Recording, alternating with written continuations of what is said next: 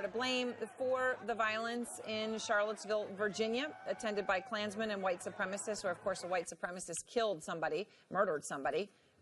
Speaking with reporters on Air Force One, the president was asked about his face-to-face meeting with Senator Tim Scott. Tim Scott is, of course, the lone black Republican in the Senate. He said in the aftermath of the president's quote that moral authority was compromised. So now the two have met. Here's what the president has to say. I think especially in light of the advent of Antifa, if you look at what's going on there, you have some pretty bad dudes on the other side also, and essentially that's what I said. Now, because of what's happened since then with Antifa, you look at, really what's happened since Charlottesville. A lot of people are saying, in fact, a lot of people have actually written, gee, Trump might have a point.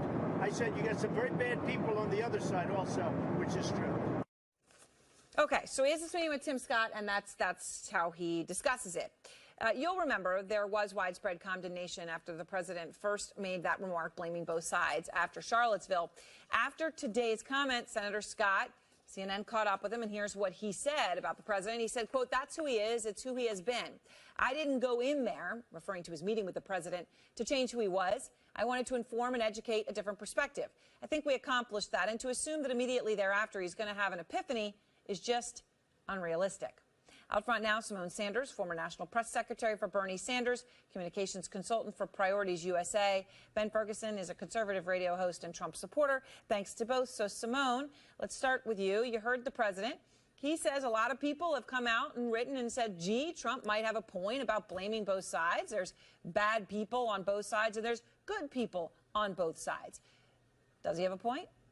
No, and I would like to know what articles the president is reading. The fact of the matter is, one side is white supremacists, the other side is not. I don't ever want to be on the side of white supremacy, but I feel as though the president is saying this because he actually really truly believes it deep down in his soul, in his heart of hearts. So it should not be out of the ordinary, if you will, for folks like Jamil Hill over at ESPN, or even people like myself, to say that the president must be a white supremacist, because he seems as though he sympathizes and empathizes with white supremacists. Just because it plays good with the base does not mean it's good policy or good politics.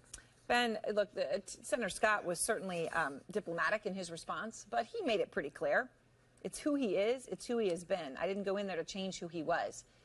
That's a pretty damning response coming from the lone black senator, Republican black senator. He also said that the president did an awful lot of listening during that half-hour meeting and really seemed to understand the context of the long issues that we've had with white supremacy in this country, and that was some of the things that he wanted to make it very clear. Right, just to be clear, though, he got on Air Force One, and the soundbite we just played where he said people are agreeing with me was said after the meeting. I'm not, there are people, for everyone to understand. No, I'm fine with that, but let's also be clear about what the president said today. It's undeniable that there are people in Antifa that have been violent and have broken laws and gone after statues and done things that are against the law. There are some people in Antifa that are bad people. The president should be able to say that and not have to worry that someone is going to scream, you're a racist, because he's willing to have an honest conversation about what's going on in the streets in America right now in 2017. He's making comments about what we're seeing in real time in this country. And you cannot tell me that Antifa is not out there, some of the people in Antifa, being incredibly violent, being incredibly antagonistic, and going out there wanting to have a race war in this country. Go look at their own tweets. They are trying to stir things up in this country, some of them, and we should be able to have a conversation about that in real time. No, we cannot equate anyone with white supremacists. I'm sorry.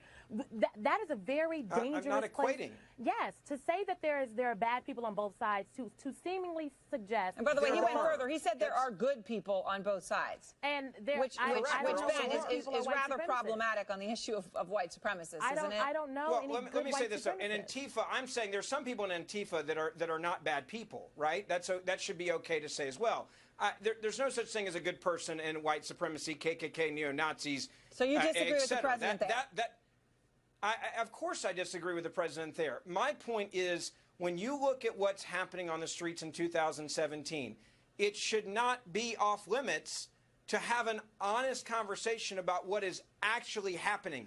which there are bad people that are out there in Antifa that are causing problems. No, it is disingenuous for anyone, but especially the President of the United States, to suggest that Antifa is in some way, shape, or form just as bad as white supremacy. Do I condone violence? Absolutely, absolutely not. But there's only one side that is calling for the cleansing of our culture, the cleansing of America of a certain type of people. That's the white supremacist side. There's only one side that's talking about blood and soil. That's the white supremacist side. Antifa's not out there talking about that. Simone, no, but, I'm not disagreeing with you. But let me finish. You're saying that it's okay, and it's not okay to talk about that like that. It's not. No, what I'm saying is this. It should be okay to have a real conversation without being politically correct about the violence that is in Antifa. It is insane to act like it's not happening. You're pushing a narrative if you refuse to accept the fact that Antifa has become violent. But Simone, you did accept, right, that there are people in Antifa have become violent. Right, she did. Okay. I don't condone violence. I'm saying I absolutely understand that there are spaces and places and people who participate in the Antifa movement that are violent, and I don't condone violence. But what I'm not okay with, and what I would hope no one who would ever set foot on this program or this network would be okay with, is one, equating white supremacy with anything else, or two, saying that we don't have to be politically correct in this moment. White supremacy has actually, when it comes to white supremacists and what's currently happening in this country in 2017. In 2017, black and brown people are being shot and killed in the street. In 2017, you can get in more trouble for calling the president a white supremacist than gunning down a young person of color. In 2017, that's not true. That's just not true. It is absolutely true. In 2017, no, it's not true. She didn't lose her job at ESPN. If you're referring to ESPN, she did not lose her job. Hold on. I just said you could get in more trouble. Then I just said you could get in more trouble. All I'm saying is it is very dangerous for folks to group white supremacy in with just being politically correct, because white supremacy has literally killed people in this country. White supremacy can I just ask you a question before we go? Sure. Did the president just tell Tim Scott words that I will not use on this program? After he has a meeting with him, Tim Scott says he listens to him. Tim Scott says he was pleasantly surprised that the president was thinking about, quote, what might have been a better frame for his comments, right? That's what he said. Then the president gets on the airplane and says, everyone is agreeing with me. They're writing things to agree with me. There's bad people on both sides. Is he telling Tim Scott to look? When you're the president of the United States of America, you get asked a question on a plane about a meeting, and you say there's a lot of people that look in Antifa and do in fact see the bad people. No, but what you say is, look, everyone's agreeing with me. I was right. Look, I was right. I did nothing wrong. I'm going to say what I said again. That's what he said, Ben. You can agree or disagree, but that's what he said. He didn't say it was a good meeting. The guy had a lot to say. It's not what he said. Aaron, I've said this from the very beginning. If I was the President of the United States of America, I would not have said it that way. I also think what he was referring to today is the reality that we should be able to have a conversation about what is happening in real time on the streets and on social media and what people are actually seeing from Antifa. Rise of white supremacy. To say that you cannot bring up. Hold on, let me. Simone, to say that you cannot bring up. Let's discuss what you're saying is started. Quickly finish, please. What you're saying is that you can never talk or say anything negative about any group if they are next to white supremacists. That is unrealistic. No, what I'm saying. Thank you both. Thank you both. We'll leave it there. We'll leave it there. I appreciate your time. I know we're going to be talking about this a lot more. Those who protested against white supremacists as well as white supremacists themselves. Let's discuss CNN political commentator Amanda Carpenter is here, syndicated talk radio host John Fredericks, and political commentator Symone Sanders. Three people who you may be a little bit shy, so I want you all to come out of your shells tonight and speak your mind. But seriously, John, I want to play part of the president's comments again aboard Air Force One. Here it is. I think especially in light of the advent of Antifa, if you look at what's going on there, you have some pretty bad dudes on the other side also, and essentially that's what I said. Now, because of what's happened since then with Antifa, you look at, really what's happened since Charlottesville. A lot of people are saying, in fact, a lot of people have actually written, gee, Trump might have a point. I said you got some very bad people on the other side also, which is true. So why is he doing this? Why is he so obsessed with Antifa and not with white supremacists or neo-Nazis? Well, I think they're two separate issues, Don. And as far as Antifa is concerned, they've not really gotten the sort of coverage they should as a violent gang-based organization. The mayor of Berkeley came out and said they need to be classified by DHS as a violent gang. They've been disavowed by both Dianne Feinstein and Nancy Pelosi in San Francisco. This is a very violent group of people. And I think the president is frustrated that that has not been played up in the legacy media. These are dangerous people that are going now to other protests and rallies and beating people, and they're dangerous, and they should be classified as a terrorist group. So what about the white supremacists? That has nothing to do, though. But John, this is not about Antifa. This is not about Antifa, and no one is condoning violence. Well, that's what his comments were about. Yeah, I know, but why? Nobody's condoning violence. Nobody's condoning violence. But he's trying to bring attention to this other left-wing violent group that seems to be getting a pass.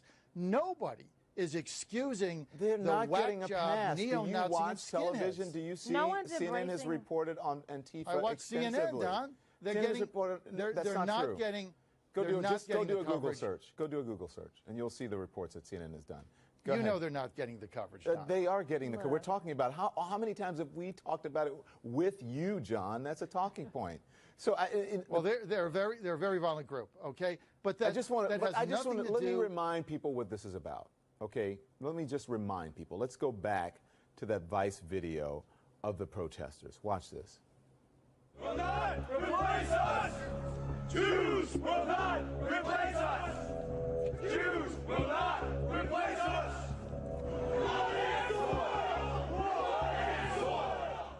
Okay, so those comments basically mean that they're saying that only white people are entitled to the American dream or to live in America, basically insinuating everyone else should be exterminated.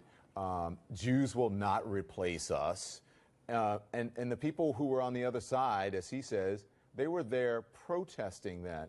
So I'm wondering, Simone, why is he unable or unwilling to move on from making a comparison between white supremacists and those who protest against them? Again, Antifa, the violent tactics are wrong. No one is condoning that, but it is different.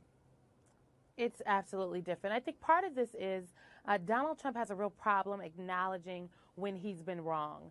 I don't think that we've seen in the short life of this president, in the short life of this presidency, that we've seen Donald Trump fully acknowledge and take responsibility for being wrong and then move forward. And so it's really hard for him to let up on this point of both sides. One, maybe because he actually believes it, but also two, because that's just not what Donald Trump does. He doesn't, quote unquote, go back on his word. But it's dangerous, and let me tell you why. Because under the guise of being, quote unquote, not politically correct, it's very dangerous to sweep white supremacy under that umbrella, because white supremacy has literally killed people in this country. Heather Heyer died at the hands of white supremacists. So this isn't just about being politically correct. This is about the lives of millions of people in this country. And no one's trying to defend Antifa, but these are two separate things that the president continues to conflate. I mean, I want to get your response to that, but also it struck me when in his comments today when he said a lot of people are saying, I mean, that maybe Trump had a point. I haven't heard a lot of people say that. Maybe Fox News. Yeah, he's gotten a lot more people to pay attention to Antifa. That is true. And let me just talk as a very crass political operator here. He is missing a home run opportunity to send the message violence is bad. Period. KKK is really bad. Republicans have more of an obligation to call that out because those are some of his supporters in that crowd. And I think Trump should be able to give a speech that does ultimately talk about violence on both sides, but the white supremacists are different because they are mimicking a movement that is responsible for the murder and extermination of an entire people, millions of people. The Antifa crowd is not mimicking a movement that is responsible for an ethnic cleansing. That is what makes it different. And so if he is unable to distinguish that point, he's never going to be able to send an effective message, which I think is a shame, because I don't think I haven't seen a single Democrat support Antifa and say, hey, that was awesome when they were smashing up the nation's capital during his inauguration. He is missing a golden opportunity because he can't get out of his head and understand why he has to make a difference on that point. For all those people who are watching Amanda at home and are clapping and standing up in front of the television, I'm with you. I just didn't do it. Thank you. You articulated that better than anyone that I have heard. if you look at all the things that Trump has said about Charlottesville, here's what happened. First, he took it easy on neo-Nazis and white supremacists, saying there was violence on many sides. Then he condemned them in that pre-written speech. Then he went back off the rails in that wild press conference. And now today he says there's bad dudes on both sides. Why does he think there's wiggle room when he's talking about white supremacists? What is he not getting? Is it exactly what you said? Or, I mean, I'm a little dense. Explain it to me more. I think he is very loyal to his supporters. And listen, a lot of people in that crowd, there were people dressing up in Donald Trump, golf uniforms with the khakis and the hat. I think he really doesn't want to alienate that base. And while he thinks there's bad dudes on all sides, I think he does recognize there's people in the fringe elements on both sides that do provoke each other, but he can't bring himself to understand why KKK people walking around are different than people in